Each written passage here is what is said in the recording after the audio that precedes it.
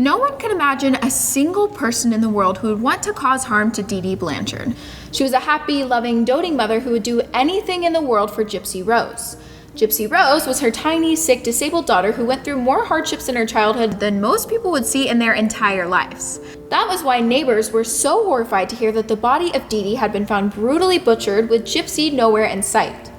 But the discovery of Dee Dee was only the beginning. On June 14, 2015, sheriff deputies found the body of Claudine, or Dee Dee Blanchard, in her bed with no sign of her daughter Gypsy Rose anywhere.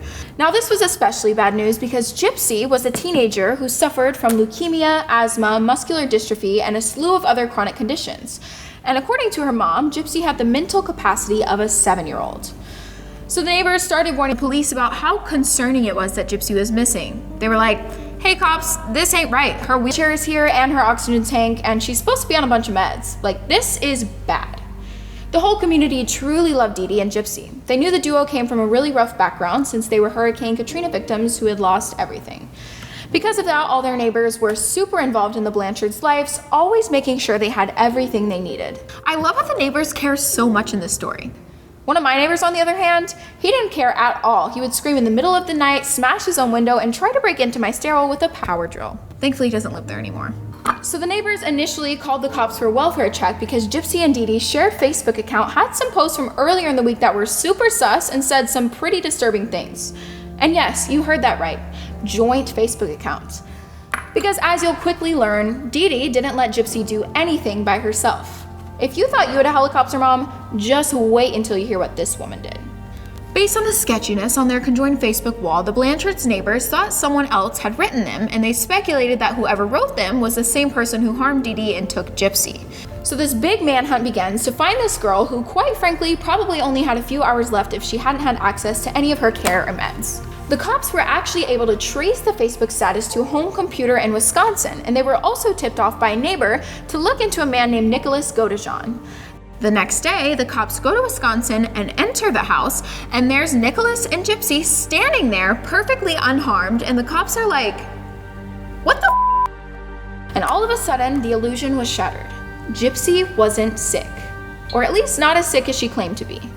Gypsy went on to tell the police that Nicholas was her boyfriend and that her mom had been forcing her to pretend to be sick her entire life. She said her mom would never let her be with Nicholas, so they had to make a plan. And what a plan she made. Police were so shook about how one woman could harm her own daughter so much, as well as fool doctors, friends, and family for years into thinking she was sick. Cause this girl was sick. She had almost no teeth, no hair, and was severely underweight. She had had multiple operations and surgeries throughout her young life as well, and as you probably know, doctors will only operate when they know they need to, which means this woman was making her daughter sick and fooling them that well. But why? I'm sure you've heard of Munchausen by proxy before, but if you need a refresher, it's a psychological disorder and form of child abuse defined by a caregiver making up or causing injury to a person under their care. Psychologists still aren't actually sure what causes it, but they think it has to do with liking the extra attention and help from people and being seen as this devoted caretaker or saint. Psychologists also theorize that it can be a way of feeling like the person is in control of something when the rest of their life feels out of control. Basically, these parents just run around claiming their kids are sick for pity, money, and clout. Dee Dee has quickly become the poster child for Munchausen since her case went viral in 2015, because it was one of the first times the victim put a stop to their awful treatment in this way. As you can already probably tell, this was a very tricky case to handle, and it's still one of the more widely debated outcomes of a trial. But what was it in Dee Dee's life that turned her into this medical monster? I mean, apparently Dee Dee had a normal childhood, although relatives do say she had a habit of stealing from her family and sometimes got really upset when she didn't get her way. Then again, don't we all get upset when things don't go our way? I'm not sure about the whole stealing from the family part though. So one of the first jobs Dee Dee had was working as a nurse's aide, and it was around that time that her family expressed suspicion that she was responsible for her own mother's passing by not feeding her. I love how Dee Dee's relatives are like, yeah, she lived a normal childhood except for these 7 red flags, and she also might have starved her own mother, but other than that, she was fine. When Dee Dee was 24, she got pregnant with her then 17-year-old boyfriend Rod, who later became her husband. But Rod realized that he married Dee Dee for the wrong reasons, so the two then separated. Dee Dee took Gypsy, and Rod agreed to pay monthly child support. It was at this point that Dee Dee started showing signs of Munchausen. When Gypsy was only 3 months old, Dee Dee was convinced her daughter had sleep apnea. She took her to the hospital for a bunch of tests, and the doctors couldn't find anything wrong with her. But Dee Dee didn't like that answer. She was convinced that Gypsy had a bunch of other medical issues related to a chromosomal disorder, and she also claimed that her child had muscular dystrophy and needed a walker. To be clear, Gypsy has never actually been diagnosed with any of these illnesses, and to everyone's knowledge was perfectly healthy. But Dee Dee was persistent, and she started to get clever. When Gypsy was 7, she fell off her grandpa's motorcycle and got a small scrape on her knee. After that, Dee Dee said the hospital gave Gypsy a wheelchair that she needed to use for a scrape on her knee. From that moment on, Dee Dee never let her daughter walk unassisted. As you can imagine, the fake illnesses didn't stop there. Suddenly, Dee Dee said Gypsy had developed hearing and vision problems. She even convinced doctors that her daughter had a drooling problem, so she literally got Gypsy's saliva glands removed from her mouth. Which, like, what? And this woman was committed because according to Gypsy, Dee Dee would rub numbing gel all over her gums before she got to an appointment so that she couldn't stop drooling when they got there. Which is so beyond messed up. Wait, so how were doctors okay with doing all of this for a perfectly normal little girl? Well, Dee Dee fudged a bunch of her daughter's medical records and got away with it by playing the pity card.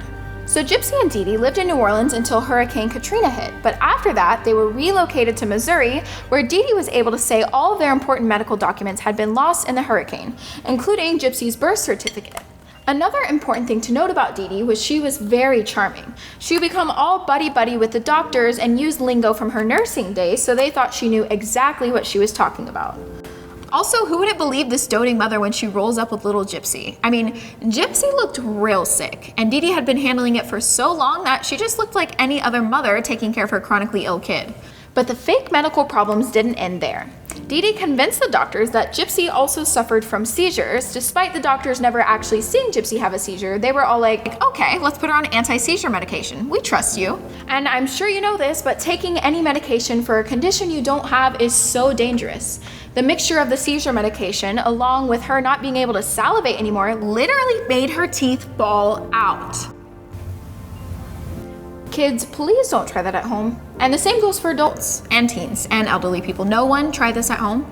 Okay, so Gypsy was also bald, and everyone assumed it was from chemotherapy treatments. But Gypsy told the cops that she had never had chemo. Apparently, her mom just told her they should shave her head because her hair was going to fall out eventually, and they needed to stay on top of it. Yo, what? Mother Nature is fully capable of doing her thing with Gypsy's hair. We don't need Mother Dee Dee with a razor butting in. At one point, Dee Dee and Gypsy went to this pediatric neurologist, and the doctor was super suspicious about Gypsy's muscular dystrophy, so he ordered a bunch of tests and scans, and even did a muscle biopsy. But everything came back completely normal. The doctor had Gypsy there and was like, you can walk, you don't need that wheelchair. And he even tried to get Gypsy alone to walk around with him, but Dee Dee was like, absolutely not, how dare you, we're leaving. Yo, this woman is on another level. So that doctor ended up calling some of the past hospitals Dee Dee said they went to ask them if any of Gypsy's tests showed signs of muscular dystrophy. The doctor he got in touch with said, yeah, that test came back negative, and after that they stopped coming in. OMG, Dee Dee is cray-cray. So immediately that doctor suspected that Dee Dee had Munchausen's, but of course she never went to see him again, probably because she knew he was onto her. Okay, let's all take this as a lesson that if your gut is telling you something is wrong, just tell like one other person. I feel like these doctors not acting on their suspicions or not wanting to insult a mother is one of the reasons Dee Dee was able to get away with her lies for so long. And not only was Gypsy's health a huge part of this case, but one of the things that really pissed people off was all the free stuff, government assistance, Disney World trips, and the attention the two of them got. Dee Dee often told people that Gypsy's dad wasn't in the picture. She said he was a user, an addict, and a terrible person who gave them nothing after the divorce, which of course was a bold-faced lie. Rod actually paid child support, like he sent them a couple $1,000s every single month, and often said he wanted to visit, but Dee Dee would never tell him where they were. On top of that, their house, which was built by a nonprofit organization called Habitat for Humanity, had a ramp in the front for Gypsy and a giant jacuzzi for her treatments. The neighbors were also always helping Dee Dee and Gypsy with chores, groceries, cooking, and fundraisers. If you've heard of the Make-A-Wish Foundation, this girl got like all of her wishes and then some. Disney World trips, stays at the Ronald McDonald House, concerts with backstage passes, parades with Gypsy as the queen. I mean, Dee Dee was the ultimate momager who could finesse just about anything. So was Gypsy's life still all that bad? According to Gypsy, yes, absolutely it was. Gypsy told investigators that she wasn't allowed to go anywhere without her mom, and when she did go out in public, she always had to be holding her hand. Anytime Gypsy ever started talking too much or gave any indication that she wasn't as sick as she seemed, her mom would tightly squeeze her hand, which was code for STFU. Anytime this happened in public, Dee Dee would punish Gypsy when they got home by striking her with a coat hanger and sometimes tying Gypsy to her own bed. She was also never allowed to leave their house without the wheelchair, oxygen tube, and feeding tube. Yeah, Gypsy was getting fed the equivalent of a kid's Pediasure shake through a feeding tube well into her 20s. So, Disney World, but feeding tube and no teeth. Pros and cons for sure. Dee Dee was able to forge Gypsy's birth certificate before to make her seem younger, and then she kept up that lie by claiming it washed away in the hurricane. So no one really knew how old she was, including Gypsy herself. In an interview, Gypsy said that for 15 years, she was unsure of her own age. Just for clarity's sake, Gypsy was 24 years old in 2015 when the crime occurred. But at the time, everyone was under the assumption that she was a young teenager. Since Gypsy was coming into her womanhood, she started trying to meet guys online through different chat rooms and Christian singles groups. She also liked to meet guys at fantasy conventions. Gypsy loved dressing up as her favorite princesses and comic book characters and attending these big events where she could meet people just like her who love the same stuff as her, which was very freeing for Gypsy. One time at a sci-fi conference, Gypsy met up with a guy who she had been talking with online and she asked to run away with him. But as soon as the two got as far as his hotel, Dee Dee tracked them down and went off. She found them in the hotel together and started threatening the guy by saying Gypsy was underage and she was gonna get the cops involved and all this other crazy stuff. So the guy obviously dipped out of that situation. And that night when the two got home, Dee Dee smashed Gypsy's computer with a hammer and threatened to do the same thing to her fingers if she ever messaged people online again. On top of that, Dee Dee told Gypsy that she filed a report with the police claiming she was mentally incompetent, which meant that they would never believe her if she ran away. Those are the kinds of psychological games Dee Dee would play with her own daughter. I mean, it really is just horrible how much gaslighting and threatening was going on in that seemingly loving relationship. So as you can imagine, things were more strained than ever in the Blanchard abode, and Gypsy wanted out. She continued to find new ways to test her independence and was actually able to sneak onto their home computer at night when her mom was catching some Z's.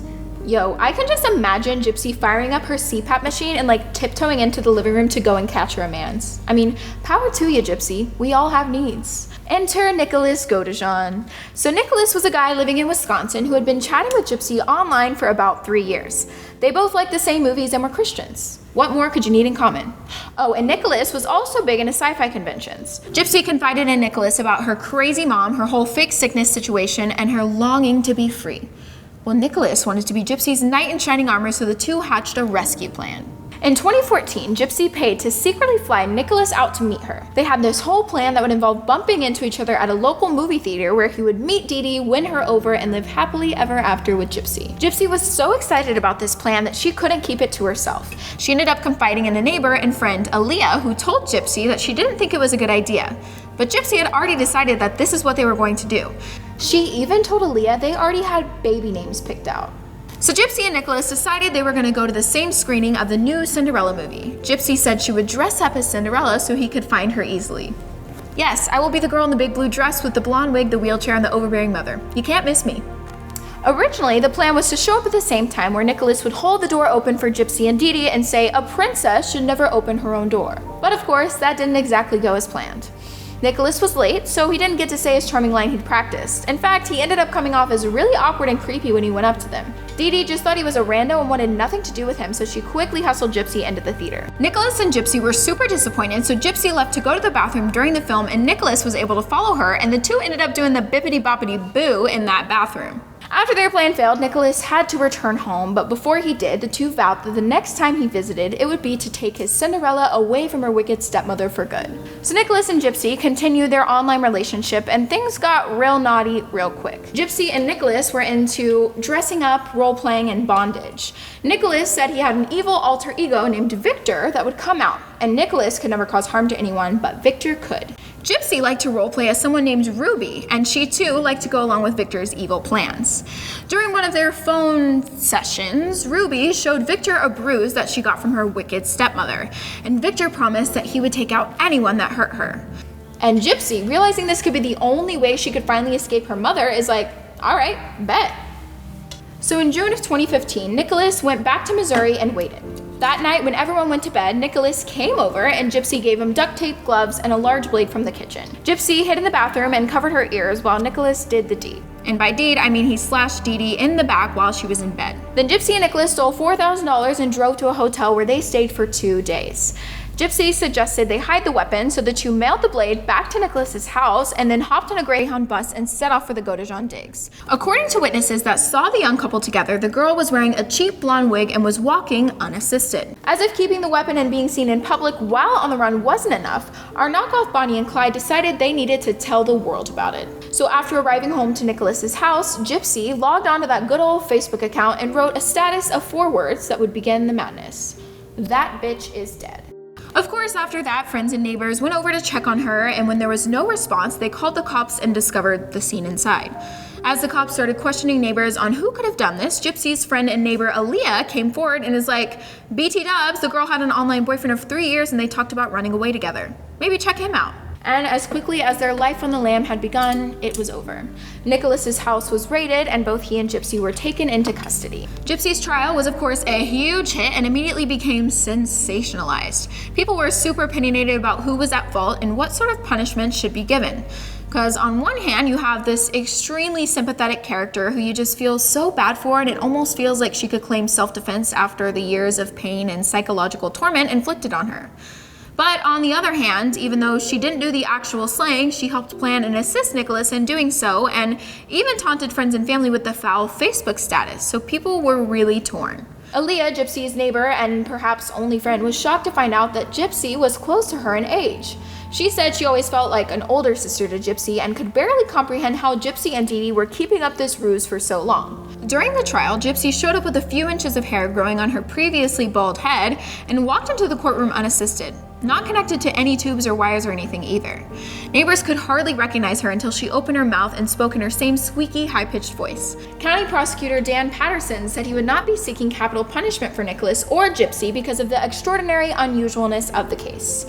In the end, Gypsy accepted a plea bargain and was sentenced to 10 years in prison. Nicholas faced more severe charges because he was the instigator. He received life in prison without the possibility of parole. Gypsy is currently halfway through finishing out her 10-year sentence, and she'll be out in 2026, just before her 33rd birthday. She'd been interviewed multiple times in prison, and one thing she always says is that she is freer in prison than she ever was under the care of her mother. Gypsy's case was eye-opening for a lot of people, and it helped shed light on a psychological disorder that almost no one knew existed before. After Gypsy's case hit the news, a lot of other people started coming forward with similar stories and shared their opinions on the case. So what do you think? Was Gypsy a cold-blooded villain who mercilessly planned the termination of her own mother? Or was she simply a victim doing the only thing she could do to escape her captor, who ultimately would have sent Gypsy to an early, unnecessary grave? Nicholas and Gypsy aren't together anymore. Nicholas said he would do anything for Gypsy. But Gypsy? She realized there is a whole world waiting out there for her when her dog days of prison are over.